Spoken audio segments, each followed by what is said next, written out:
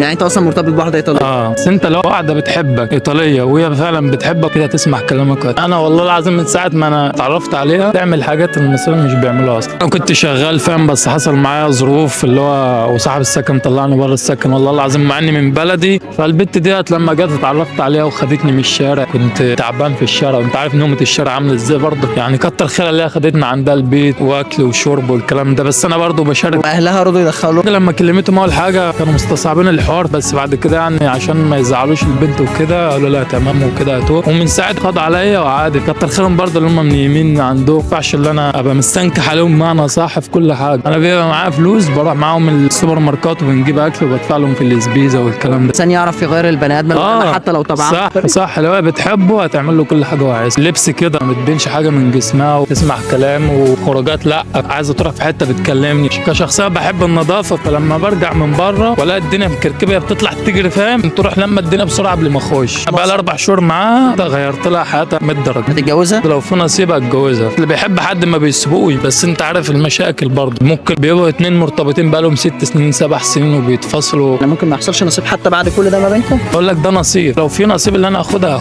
الصراحه انا بحبها من قلبي وما بحورش عليها. انت عايش معاها المفروض تتجوزها على الاقل. بس هي لسه مش كامله السن، لسه 16 سنه. ما ينفعش ان انا اعمل معاها حاجه عشان امها وابوها معايا، وغير امها وابوها معايا انا ما ينفعش اعمل حاجه عشان تخلف مني بتاع. هتبقى مسؤوليه كبيره عليا انا مش قدها دلوقتي. انا بص ما بتكسفش، لا باخد منها بوسه عادي، انما حاجات تانية لا.